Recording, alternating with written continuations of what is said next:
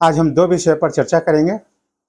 पहला, विपक्षी एकता बनाम भारतीय जनता पार्टी। क्योंकि विपक्ष का नेतृत्व फिलहाल बिहार के मुख्यमंत्री नीतीश कुमार कर रहे हैं।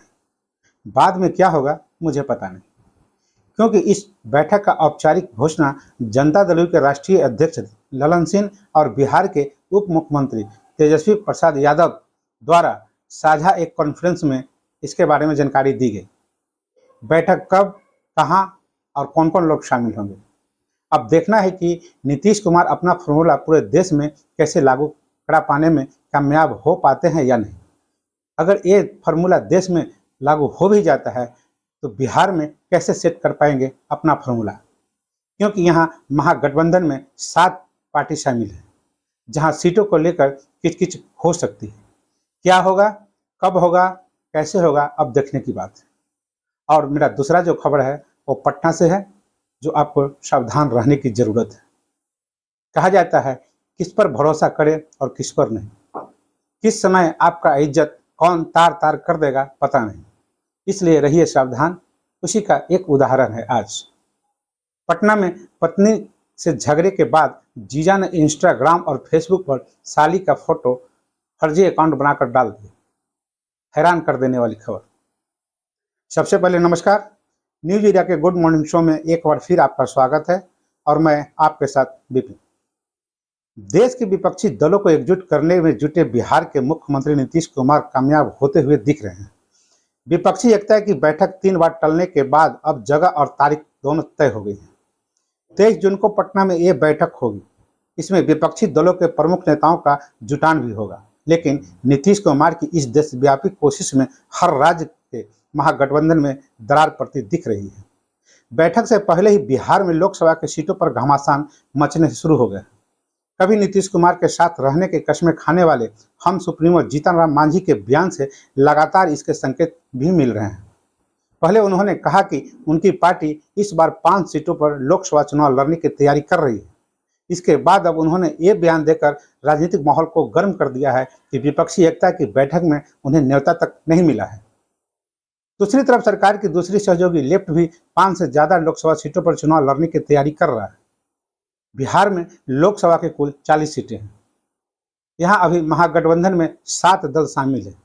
लेफ्ट की 2 पार्टियां को छोड़ दे तो 5 पार्टियां लोकसभा चुनाव लड़ने की तैयारी कर रही है। राष्ट्रीय जनता दल, जेडीयू और कांग्रेस तीनों बड़ी पार्टियां हैं। 2019 के लोकसभा चुनाव में जनता दल जहां 17 सीटों पर चुनाव लड़ी थी, जबकि आरजेडी 19 सीटों पर चुनाव लड़ी थी और कांग्रेस 9 सीटों पर।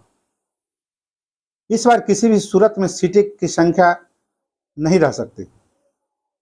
यह तय है कि नीतीश कुमार को जीते सीटों से समझौता करना पड़ेगा या तेजस्वी यादव बड़ी लड़ाई के लिए त्याग कर नीतीश कुमार को आगे बढ़ाएंगे। हालांकि अभी सीट बंटवारे पर किसी भी दल के नेता स्पष्ट बोलने से बच रहे हैं। वहीं वरिष्ठ पत्रकार प्रवीण बागी कहते हैं कि महागठबंधन में नीतीश कुमार सबसे बड़ी पार्टी है। लोकसभा के हिसाब से अभी जनता दल के पास सबसे ज्यादा 16 सीटें हैं। कांग्रेस के एक, इसके अलावा किसी के पास एक भी सीट नहीं है। नीतीश कुमार विपक्षी एकता का चेहरा भी है। ऐसे में बिहार के सभी दल आपस में समझौता कर जनता दल को सबसे ज्यादा सीट दे इसके बाद बाकी सीटों पर बंटवारा कर ले। हालांकि इसके आसार बहुत कम है। प्रवीण बागी कहते हैं कि बंटवारे का एक आधार क्षेत्रीयता की है। बिहार महागठबंधन में जनता दल और राजद बड़ी क्षेत्रीय पार्टियां हैं, ऐसे में उन्हें ज्यादा सीटें मिले। इसके बाद ये देखा जा सकता है कि पिछले चुनाव में किस दल ने सबसे ज्यादा बीजेपी को चैलेंज किया था और नंबर 2 पर रहे। प्रवीण बागी कहते हैं कि दोनों की स्थिति में नीतीश कुमार को समझौता करना पड़ेगा। पॉलिटिकल एक्सपर्ट अरुण पांडे कहते हैं कि अभी तक लोकसभा में सीटों का निर्धारण में विधानसभा में उपस्थिति को अहम माना जाता है। वे कहते हैं 6 विधानसभा सीटों के बराबर एक लोकसभा की सीट को माना जाता है। ऐसे में जनता दल और राष्ट्रीय जनता दल को आपस में समझौता करना पड़ सकता है और दोनों बराबर सीटों पर चुनाव लड़ सकती है। इस लिहाज से देखा जाए तो आरजेडी के कोटे में 14 और जनता दल के कोटे में 8 सीटें बनती हैं। दोनों पार्टियों की सीटों को बराबर करेगी तो 12-12 सीटों पर खुद लड़े, बाकी बची सीटें अन्य सहयोगी को दी जाए। पॉलिटिकल एक्सपर्ट कहते हैं कि बिहार में महागठबंधन के सभी दलों का लक्ष्य एक ही है, बीजेपी को सत्ता से बाहर करना। ऐसे में एक साल पहले ही सीटों को लेकर बयानबाजी करना सिर्फ राजनीतिक सौदेबाजी है। लेकिन बयानबाजी करना सिर्फ राजनीतिक सौदेबाजी है। सभी राजनीतिक दल चाहते हैं कि ज़्यादा से ज़्यादा सीटें और लड़े ताकि उनकी ताकत और बढ़े। प्रवीण बागी कहते हैं कि महागठबंधन में समझौता एक कठिन विषय जरूर है, लेकिन एक बात ये भी है कि वह लोकसभा के दावेदार कम है। यहाँ देखा यह जाएगा कि विधानसभा में किसको कितनी सीटें मिलेगी। वहीं आरजेडी के मुख्य प्रवक्ता शशि सिंह यादव का कहना है कि पॉलिटिकल पार्टियों के कार्यकर्ताओं और समर्थकों की आकांक्षाओं के अनुरूप अपनी मांग करते रहते हैं। ये कोई पहली बार नहीं है। हर घटक दल जो अलग अलग दलों के साथ रहते हैं उनकी अपनी मांग होती है। इसे गठबंधन में खींचतान के रूप में नहीं देखा जाना चाहिए। महागठबंधन में न्यूनतम साझा कार्यक्रम के तहत चीजें स्थापित होगी। जब बड़े लक्ष्य की तरफ आगे बढ़ रहे हैं तब सीट की संख्या मायने नहीं रखती है। वहीं जनता दल के मुख्य प्रवक्ता नीरज कुमार ने कहा कि नीतीश कुमार महागठबंधन में प्रधानमंत्री के उम्मीदवार हैं, विपक्ष की आवाज है। उनकी धमक और असर देश के दूसरे राज्यों तक दिखाई पड़ रहा है। जनता दल के प्रवक्ता ने कहा कि जब 7 दल की सरकार के मंत्रिमंडल में कोई विवाद नहीं है तो सीटों का बंटवारा भी कोई समस्या नहीं होगी। महत्वपूर्ण लक्ष्य है कि क्षेत्रीय पार्टियों का वजूद बचाना है। सभी समान उद्देश्य है। एक कॉमन लक्ष्य है कि नरेंद्र मोदी की सरकार को हटाना है। जनता दल इस सीटों से समझौता कर लेगा। इस सवाल पर नीरज कुमार कहते हैं कि ये पार्टी का राष्ट्रीय नेतृत्व तय करता है। भाजपा को केंद्र की सत्ता से हटाने के लिए जितना जतन करना होगा नीतीश कुमार करेंगे। भाकपा माले के राज्य सचिव कुणाल कहते हैं कि पिछली बार हम महागठबंधन का हिस्सा नहीं थे। राजद के साथ हमारा एक सीट पर प्रतीकात्मक तालमेल था।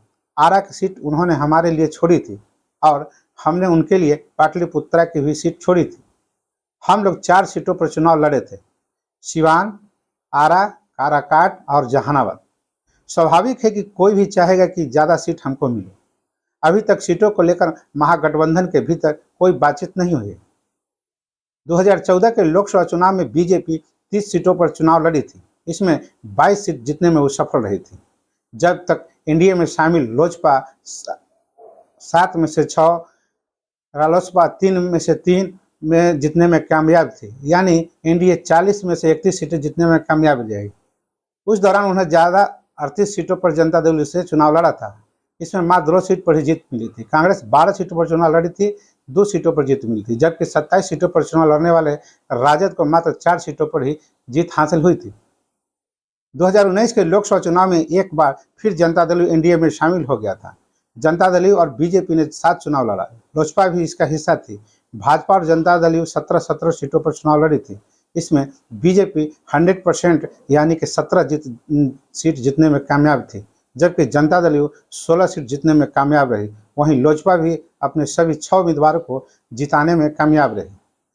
वही बात करें महागठबंधन की तो बिहार में महागठबंधन में 6 पार्टियां शामिल थी। इसमें राजद के 19 सीटों पर चुनाव लड़ा था। इसमें 9 कांग्रेस, हम 3, वीआईपी 3 और रालोसपा 5 सीटों पर चुनाव लड़ी थी। कांग्रेस के 1 सीट छोड़कर सभी किसी भी दल का चुनाव में खाता तक नहीं खोला। अब हम दूसरी खबर पटना से। राजधानी पटना में एक शख्स ने अपनी साली के ही खिलाफ गंदी साजिश रच डाली। पत्नी से झगड़े के बाद जीजा ने इंस्टाग्राम और फेसबुक पर साली का फर्जी अकाउंट बना डाला। इसके बाद उस पर अश्लील तस्वीरें व मोबाइल नंबर अपलोड कर दिया। कई जगह से कॉल आने के बाद जब युवती को इस बात की जानकारी मिली तो उसने शास्त्री नगर थाने में जीजा पर केस दर्ज करा दिया। इधर पुलिस ने सुल्तानगंज थाना इलाके के बाजार समिति के बकरी मंडी न्यू अजीमाबाद के रहने वाले आरोपित को हिरासत में ले लिया है। पीड़िता ने पुलिस को बताया कि उसकी बहन और बहनोई के बीच झगड़ा चल रहा है। उन दोनों पति पत्नी के विवाद का मामला कोर्ट में भी चल रहा है। इसी बीच बहनोई ने उसे परेशान करने और परिवार को बदनाम करने की नीयत से सोशल साइट पर उसका फर्जी खाता बनाया, फिर उसका मोबाइल नंबर भी डाल दिया।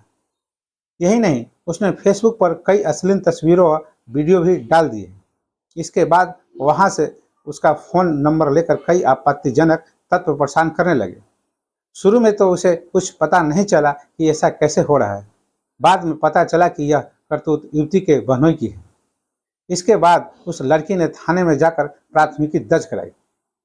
शास्त्री नगर थानेदार रामाशंकर सिंह के मुताबिक मामले की जांच पूरी होने के बाद आगे की कार्रवाई की जाएगी। फिलहाल आरोपी सब को हिरासत में लेकर पुलिस पूछताछ कर रही है। तो बस अभी तक के लिए इतना ही। तो हमें आज्ञा दीजिए। नमस्कार, आपका दिन शुभ हो।